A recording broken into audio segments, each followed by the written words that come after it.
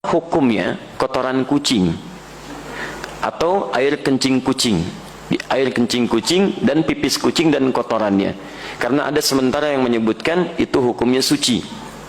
Baik, kami sampaikan, saya belum menemukan siapa yang menyebutkan itu suci, karena hadis-hadis yang menyebutkan tentang kucing tidak menyebutkan kotorannya yang suci, bukan pipisnya, tapi air liurnya. Ya, hadisnya benar yang disebutkan, tapi cara memahami hadisnya keliru. Apa sebabnya? Dua hal. Pertama, hadisnya tidak dibaca dengan ilmu hadisnya. Dalam ilmu hadis ketika akan membaca hadis, selain melihat bahasa hadis, juga melihat asbabul wurudnya, sebab kenapa hadis itu muncul. Antum lacak lagi tentang hadis kucing itu yang sekarang marak dibincangkan, itu setidaknya ada di Abu Daud nomor hadis 75, di An-Nasai nomor hadis 68, di At-Tirmidzi nomor hadis 92. Ketika disebutkan seluruhnya, itu merujuk pada sahabat Qatadah radhiyallahu taala anhu. Gimana kisahnya?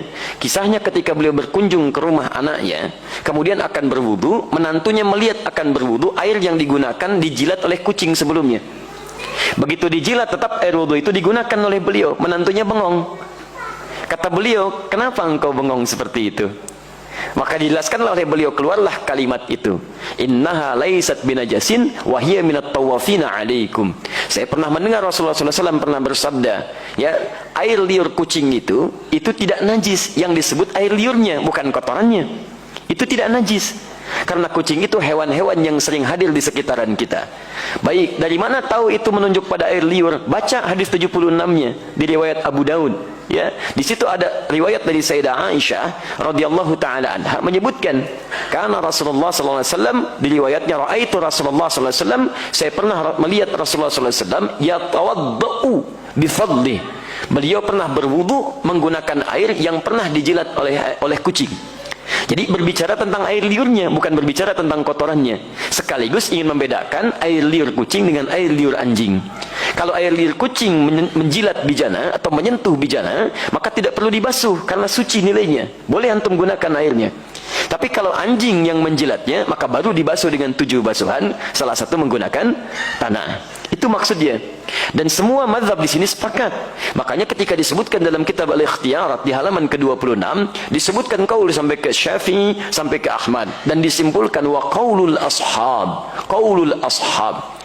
Dan pendapat para sahabat terkait dengan masalah ini, maksudnya para sahabat mazhab dari Asy-Syafi'i, dari Ahmad, mereka menyimpulkan, lihat kalimatnya, wa qaulul ashabi. Dan kesimpulan dari pendapat sahabat-sahabat mazhab menyimpulkan, al-ghurratu wa ma dunaha minal khilqati tahirun. Air liur kucing itu, ini pembahasan tentang air liur. Makanya tafsirannya disebutkan su'rul hurrah. Air liur kucing itu, atau hewan yang lebih kecil daripadanya, ketika menjilat apapun maka dinilai suci. Kapan tiba-tiba muncul keterangan jadi, maaf, air pipis kucing? Nah, itu kitab pernah disalin lagi teman-teman sekalian, tapi salinannya tidak melihat kepada manuskrip, ada pecahan-pecahan.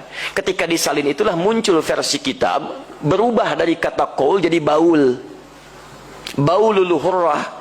Asalnya qaulul ashab fil hurrati, qaulul ashabnya hilang jadi baulul hurrah. Baul itu artinya air pipis. Maka berubah terjemahan, air pipisnya kucing itu suci. Dari sini bencana mulai muncul. Nah, di teman-teman sekalian, itu asalnya bersumber dari kitab yang dibaca salah salin dan tidak merujuk kepada manuskripnya. Dan nggak apa-apa, kan namanya manusia. Manusia itu kan bukan malaikat.